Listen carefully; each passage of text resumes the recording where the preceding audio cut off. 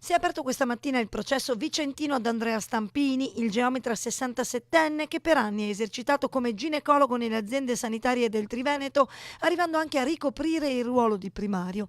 Il 27 marzo la data fissata per il dibattimento, che vedrà Stampini difendersi dalle accuse di esercizio abusivo della professione e truffa. A suo carico è già aperto un altro processo, questa volta per lesioni gravi ed irreversibili in tribunale a Venezia.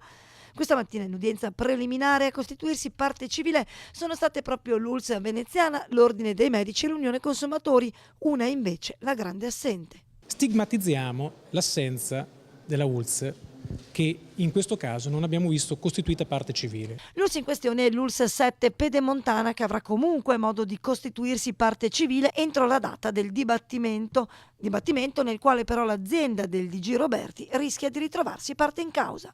L'Unione Nazionale Consumatori ha chiesto comunque non solo di entrare in questo processo ed essere ammessa come parte civile, ma anche di poter citare come responsabili civili le strutture sanitarie, perché continuiamo noi a dire non è possibile che un geometra si aggiri tranquillamente all'interno di un reparto, tra l'altro con un ruolo di primario, e possa fare quello che ha fatto. 5 le famiglie rappresentate in processo dall'Unione Consumatori, le cui richieste sono ben chiare. Mi hanno detto che non è tanto il risarcimento economico che si deve chiedere, vogliono un po' più di giustizia.